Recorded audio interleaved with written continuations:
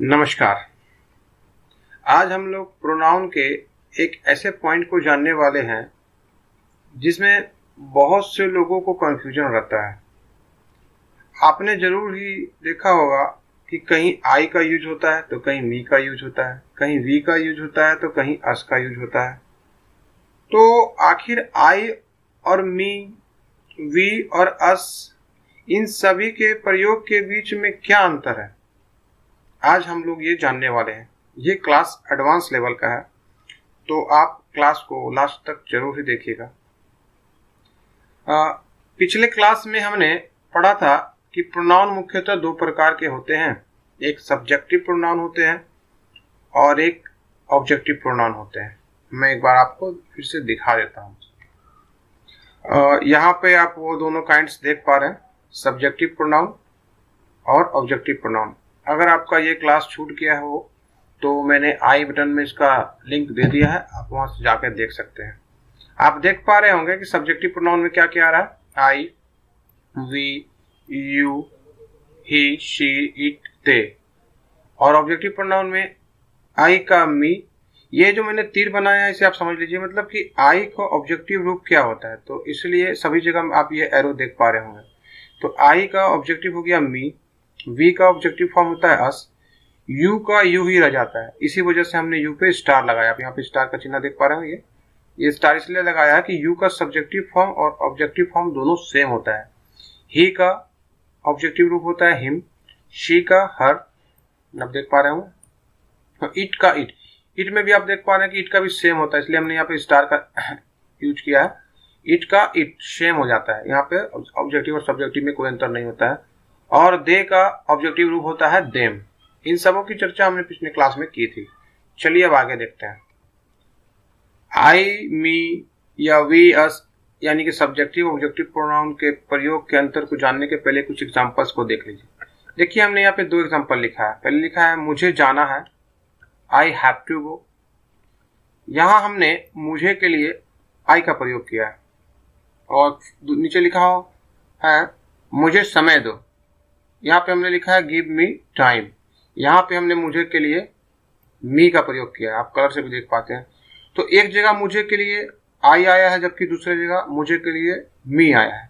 ऐसा क्यों, मैं इसे बताता हूं। पहले एक और एग्जांपल देख लीजिए। हमने यहाँ दो और एग्जांपल लिखा, हमें पढ़ना है। यहाँ हमें के लिए हम लोगों ने वी का यूज किया है, वी हैव टू रीड। और दूसरा एग्जांपल लिखा है हमें पैसे दीजिए। यहाँ पे हमने हमें के लिए अस का यूज किया है। तो आप देख पा रहे हैं साहब कि कहीं पे हमें के लिए वी आ रहा है तो कहीं पे हमें के लिए अस आ रहा है, मुझे के लिए आई आ रहा है तो मुझे के लिए मी आ रहा है। ऐसा क्यों होता है, आज हम लोग इसे जानने वाले हैं। बड़ा ही सिंपल सा इसका जवाब है। देखिए होता यूं है कि जब कोई प्रोनाउन, चूंकि आई मी सब प्रोनाउन है, किसी वर्ब के पहले आता है। देखिए यहाँ पे हैव क्या है, ये वर्ब है। मैं यहाँ पे शॉर्ट में लिख देता हूँ वर्ब, है ना। ये देखिए वर्ब है ये, ठीक है। तो नियम क्या है, जब कोई प्रोनाउन, ये क्या है, आई क्या है, प्रोनाउन है। ये भी मैं शॉर्ट में यहाँ पे लिख देता हूँ, पी प्रोनाउन लिख देता हूँ, समझ पाएंगे। तो जब कोई प्रोनाउन यानी कि आई जैसा कोई प्रोनाउन किसी वर्ब के पहले आता है तो वहां हम लोग प्रोनाउन का सब्जेक्टिव रूप का यूज करते हैं। अब देखिए यहाँ हैव के पहले आई आया है तो ये सब्जेक्टिव रूप से है। यहाँ भी देखिए हैव क्या है, हैव वर्ब है। संयोग से दोनों जगह हैव ही है, मगर यहाँ दूसरा वर्ब भी हो सकता है, वो भी मैं आपको आगे दिखाऊंगा।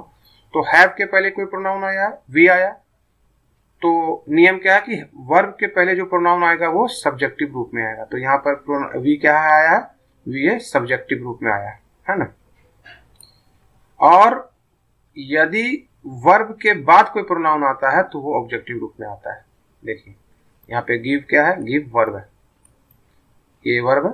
और हम लोगों ने वर्ब के बाद यहाँ पे प्रोनाउन का यूज किया है, मी प्रोनाउन है, तो ये कौन सा प्रोनाउन का रूप है, तो ये ऑब्जेक्टिव प्रोनाउन है। देखिए यहाँ पे भी गिव वर्ब है, ठीक है। और यहाँ हमने गिव के बाद यानी वर्ब के बाद प्रोनाउन का यूज किया है, तो वर्ब के बाद क्या आएगा, प्रोनाउन का ऑब्जेक्टिव रूप आता है। क्लियर है। मैं एक बार फिर से रिपीट कर देता हूं। वर्ब के पहले आने वाला प्रोनाउन सब्जेक्टिव रूप में होता है, जबकि वर्ब के बाद आने वाला प्रोनाउन ऑब्जेक्टिव रूप में होता है। यही मेन अंतर है। और आपको मैंने पहले ही बता दिया कि ऑब्जेक्टिव प्रोनाउन में क्या क्या आता है और सब्जेक्टिव प्रोनाउन में क्या क्या आता है। एक बार फिर से इस एग्जांपल देखें। आप यहाँ पे देख पा रहे होंगे कि मुझे जाना है, तो हैव के पहले हैव वर्ब है, वर्ब के पहले आई आया है तो सब्जेक्टिव रूप में आया है। यहाँ पे गिव मी टाइम, तो गिव वर्ब है, ठीक है, ये वर्ब है, और इसके बाद प्रोनाउन आया है तो फिर वो ऑब्जेक्टिव रूप में आया। मैंने यहाँ जितने भी वर्ब है उसे ग्रीन कलर से दिखाया है और जितने भी प्रोनाउन है उसे आपको ब्लू कलर से दिखाया है। यहाँ भी देखिए, वी हैव टू रीड, तो यहाँ पे हमने हैव वर्ब है, इसके पहले प्रोनाउन का यूज किया, तो इसके पहले प्रोनाउन का यूज किया इसलिए सब्जेक्टिव प्रोनाउन आया है। और फिर उसी तरह से यहाँ पे आप देखिएगा कि अस जो है ये ऑब्जेक्टिव प्रोनाउन है। क्यों ऑब्जेक्टिव प्रोनाउन है? क्योंकि ये वर्ब के बाद आया है। यहाँ गिव क्या है? गिव वर्ब है, इसके बाद प्रोनाउन आया इसलिए हमने यहाँ पे इसका यूज किया है। ठीक है, कुछ और एग्जांपल देख लीजिए। देखिए, हमने यहाँ एक अलग एग्जांपल लिया, I know him. Know verb है। देखिए, वर्ब का मतलब यहाँ मेन वर्ब और हेल्पिंग वर्ब दोनों हो गया। ठीक है, तो वर्ब है, वर्ब के पहले प्रोनाउन का कौन सा रूप आता है? तो सब्जेक्टिव। हमने सब्जेक्टिव लिया, एस का यूज किया, तो देखिए सब्जेक्टिव आया। और ठीक वर्ब के बाद कौन सा प्रोनाउन आता है? तो वर्ब के बाद ऑब्जेक्टिव प्रोनाउन आता है, तो हिम यहाँ पे क्या हो गया? ऑब्जेक्टिव प्रोनाउन हो गया। इसी तरह से ठीक इसी वाक्य को हमने यहाँ पे ऑब्जेक्टिव प्रोनाउन होगा, ठीक इसी वाक्य को हमने उल्टा किया है, यानी इस बार ही को पहले लिया है, ही नोज मी। तो आप देखिएगा, नोज क्या है? वर्ब है, लिखा हुआ है। नोज के पहले यानी कि वर्ब के पहले आने वाला प्रोनाउन सब्जेक्टिव रूप में होता है, तो ही यहाँ पे सब्जेक्टिव रूप में है, और वर्ब के बाद आने वाला प्रोनाउन ऑब्जेक्टिव रूप में होता है, तो यहाँ पे मी जो है ऑब्जेक्टिव रूप में है। आप देख पा रहे हैं, जस्ट इसी वाक्य को मैंने उल्टा करके बनाया। यहाँ पे आई था, यहाँ पे मी हो गया। क्यों मी हो गया? क्योंकि यहाँ वर्ब के पहले आई आया था और यहाँ वर्ब के, ये वर्ब है, इसके बाद आया है, इसलिए मी हो गया। ठीक उसी प्रकार से यहाँ पे वर्ब के बाद हिम आया था, क्योंकि वर्ब के बाद ऑब्जेक्टिव प्रोनाउन होता है, और यहाँ वर्ब के पहले आया तो वो ही बन गया। क्लियर है इतना दूर तक? Pick out the correct. आपको यहाँ मैंने दो एग्जांपल प्रैक्टिस के लिए दिया है, आपको बताना है कि इनमें से क्या कहाँ प्रयोग होगा। पहला है, दे या देम आर विथ वी या अस। तो नियम क्या है कि वर्ब, ये है वर्ब, वर्ब के पहले आने वाला प्रोनाउन सब्जेक्टिव होता है, तो ये सब्जेक्टिव प्रोनाउन है और ये ऑब्जेक्टिव प्रोनाउन है। तो इन दोनों में कौन सही होगा? ऑब्वियसली दे सही हो जाएगा और देम गलत हो जाएगा। और वर्ब के बाद कैसा प्रोनाउन होता है? ऑब्जेक्टिव प्रोनाउन आता है। फिर से यहाँ पे देखते हैं, ये सब्जेक्टिव प्रोनाउन है और ये ऑब्जेक्टिव प्रोनाउन है। तो नियम क्या है कि वर्ब के बाद ऑब्जेक्टिव प्रोनाउन आता है, तो इस बार क्या होगा? वी गलत हो जाएगा और अस जो है ये सही हो जाएगा। ठीक है, उसी प्रकार से हमने यहाँ एक और एग्जाम्पल लिया है। सबसे पहले आप वर्ब ढूंढ लीजिए। देखिए, वर्ब यहाँ आपको साफ दिख रहा है, यहाँ वॉइस क्या है? वर्ब है। देखिए यहाँ पे is, am are, was verb, माने हेल्पिंग वर्ब हो या फिर मेन वर्ब हो, दोनों में से कोई भी हो, नियम सेम रहेगा। वर्ब के पहले सब्जेक्टिव प्रोनाउन आता है, तो यहाँ पे ये सब्जेक्टिव है और हर ऑब्जेक्टिव है, तो कौन सा होगा? ऑब्वियसली सी सही हो जाएगा और हर गलत हो जाएगा। वर्ब के बाद ऑब्जेक्टिव प्रोनाउन आता है, ये ऑब्जेक्टिव प्रोनाउन है और ये सब्जेक्टिव प्रोनाउन है, तो इसलिए यहाँ पे हिम सही हो गया और ही गलत हो गया। तो आपने ऐसा बहुत सारे एग्जाम्पल देखा होगा, लेकिन कंफ्यूजन हो सकता है हो कि पता नहीं ऐसा क्यों होता है, क्यों नहीं होता है। तो आज इसे हम लोग क्लियर कर रहे हैं। देखिए, मैंने ऊपर में यू और इट को स्टार से दिखाया था, वो ऐसा क्यों, वो देखते हैं। एक्चुअली यू जो होता है वो सब्जेक्टिव और ऑब्जेक्टिव दोनों रूप में सेम रहता है, अपना रूप बदलता ही नहीं, इसलिए मैंने स्टार का यूज किया था। देखिए, यहाँ वर्ब है हैव, ऐसे तो वर्ब वर्ड भी है, लेकिन फर्स्ट वर्ब को ही हम लोग पकड़ के चलते हैं। ठीक है, तो वर्ब के पहले यू आया, ये सब्जेक्टिव प्रोनाउन हो गया। और यहाँ देखिएगा, ये इज जो है ये भी वर्ब है। ठीक है, और वर्ब के बाद यू आया तो भी ये, हालांकि यह है ऑब्जेक्टिव रूप में, लेकिन फिर भी दोनों का यू, ये और यू सेम है। ठीक इसी प्रकार से इट को भी आप देख लीजिए, यहाँ वर्ब है, वर्ब के बाद इट आया तो ये ऑब्जेक्टिव प्रोनाउन के रूप में आया, और यहाँ वर्ब के पहले आया है, ये सब्जेक्टिव प्रोनाउन में के रूप में आया। तो यू सब्जेक्टिव और ऑब्जेक्टिव दोनों में सेम रहता है और इट भी सब्जेक्टिव और ऑब्जेक्टिव दोनों में सेम रहता है, इसलिए कोई भी क्वेश्चन यू या इट से सब्जेक्टिव ऑब्जेक्टिव प्रोनाउन के रूप में नहीं पूछा जा सकता है। और आपको भी इसके लिए कोई टेंशन नहीं लेना है। यदि आपको ये वीडियो अच्छा लग रहा हो और इसमें आपने कुछ नया सीखा हो तो वीडियो को जरूर से जरूर लाइक करें और अपने दोस्तों के बीच में अधिक से अधिक शेयर करें। साथ ही अगर चैनल में नए आए हैं तो चैनल को अभी भी सब्सक्राइब कर लें और बेल नोटिफिकेशन को क्लिक करना ना भूलें, और हमारा फेसबुक और इंस्टाग्राम लिंक को भी फॉलो कर लें वर्ड्स के अपडेट के लिए। तो आपने अब तक ये जाना है कि वर्ब के पहले आने वाला प्रोनाउन सब्जेक्टिव रूप में होता है और वर्ब के बाद आने वाला प्रोनाउन ऑब्जेक्टिव रूप में होता है। अब इसमें कुछ नियम है जो एडवांस, उसके बारे में चर्चा करता हूं। देखिए, अगर वर्ब के पहले कोई प्रीपोजिशन आ जाए तो वहां ऑब्जेक्टिव प्रोनाउन का ही प्रयोग होता है, क्योंकि प्रीपोजिशन के बाद, ध्यान देंगे यहां पर, क्योंकि प्रीपोजिशन के बाद ऑब्जेक्टिव प्रोनाउन आता है। इस बात को आप नोट भी कर लेंगे। यहां पे हमने एक एग्जांपल लिया, शी इज विथ अस। तो यहां पे देख रहे होंगे प्रीपोजिशन को हमने रेड कलर से दिखाया, विथ प्रीपोजिशन है, तो प्रीपोजिशन के बाद क्या होगा, ऑब्जेक्टिव प्रोनाउन आएगा। तो यहाँ पे अस ऑब्जेक्टिव प्रोनाउन आ गया। आप यहाँ पे सोच पा रहे होंगे कि ये तो सिंपल है, ऐसे ही हम पकड़ लेंगे कि वर्ब है, वर्ब के बाद ऑब्जेक्टिव प्रोनाउन आता है तो इसलिए आया है, लेकिन ऐसी बात नहीं है। एक दो एग्जांपल और देखिए। यहाँ पे हमने दो एग्जांपल लिया है, नाइदर ऑफ देम या दे इज गिल्टी। तो यहाँ पे अगर देखा जाए तो वर्ब कहाँ पे आपका, देखिए वर्ब को हमने पिंक कलर से दिखाया है और जो सब्जेक्टिव या ऑब्जेक्टिव प्रोनाउन है उसे ग्रीन कलर से दिखाया है, और ऑफ यानी कि प्रीपोजिशन को हमने रेड कलर से दिखाया। इस तरह से कलर कॉम्बिनेशन का यूज किया गया है। तो यदि आप पहले वाले नियम के अनुसार से बनाएंगे तो बोलेंगे सर इज यहाँ पर है, ये इज क्या है, ये वर्ब है, मैं लिख देता हूँ इज वर्ब है। तो नियम क्या है कि वर्ब के पहले तो सब्जेक्टिव प्रोनाउन आता है, ये दे सब्जेक्टिव प्रोनाउन है और देम क्या है, ऑब्जेक्टिव प्रोनाउन है। तो यहाँ पे कौन सा होगा, तो अगर सिंपल देखेंगे तो आपको लगेगा कि यहाँ पे तो दे होना चाहिए, लेकिन यहाँ नियम क्या लिखा हुआ नीचे, प्रीपोजिशन के बाद ऑब्जेक्टिव प्रोनाउन आता है। तो फिर चाहे वो प्रीपोजिशन वाक्य के शुरू में आवे या कहीं पे भी आए, नियम वही रहेगा। यहाँ पे ऑफ प्रीपोजिशन है तो नियम क्या है कि प्रीपोजिशन के बाद ऑब्जेक्टिव प्रोनाउन आता है, इसलिए यहाँ पे देम सही हो जाएगा और दे गलत हो जाएगा। यहाँ वर्ब वाला नियम फिर नहीं चलेगा। वर्ब का नियम कहाँ चलेगा, जहां पे प्रीपोजिशन नहीं आता है। यहाँ एक और एग्जांपल है, देखिए यहाँ पे वी क्या है, वी है सब्जेक्टिव प्रोनाउन और अस है ऑब्जेक्टिव प्रोनाउन। हालांकि विल यहाँ पे वर्ब है और वर्ब के पहले ये दोनों में से कोई एक लगाना है मुझे, ठीक है। दोनों में से कोई एक जो है वर्ब के पहले लगाना है, लेकिन यहाँ पे ऑफ क्या है, ऑफ प्रीपोजिशन है। तो नियम क्या है कि प्रीपोजिशन के बाद आने वाला प्रोनाउन जो होता है वो ऑब्जेक्टिव रूप में होता है, इसलिए यहाँ पे वी क्या हो जाएगा, वी गलत हो जाएगा और अस सही होगा। उम्मीद है कि यहाँ तक आपको क्लियर होगा। चलिए अब हम लोग नेक्स्ट रूल को देखते हैं। पहले इन दोनों वाक्य को देखिए, let me go, let us do something. आपने लेट के बारे में जरूर सुना होगा और बड़ा एक मतलब हवा सा है कि लेट के बाद ऑब्जेक्टिव प्रोनाउन आता है कि सब्जेक्टिव आता है, ऑब्जेक्टिव आता है। देखिए ये लेट कोई स्पेशल वर्ड या स्पेशल रूल नहीं है। लेट है क्या, पहले आप इस बात को समझिए। लेट है वर्ब, ये है वर्ब, ठीक है। तो नियम क्या है कि वर्ब के बाद ऑब्जेक्टिव प्रोनाउन आता है, तो यहाँ पे ऑब्जेक्टिव प्रोनाउन आया है। लेट क्या है, वर्ब है, लेट वर्ब के बाद क्या आता है, ऑब्जेक्टिव प्रोनाउन आता है।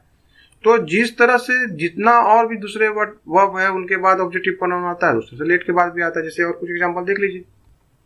देखिए हमने यहाँ कुछ और एग्जांपल लिखा है, जैसे लिखा है हेल्प मी।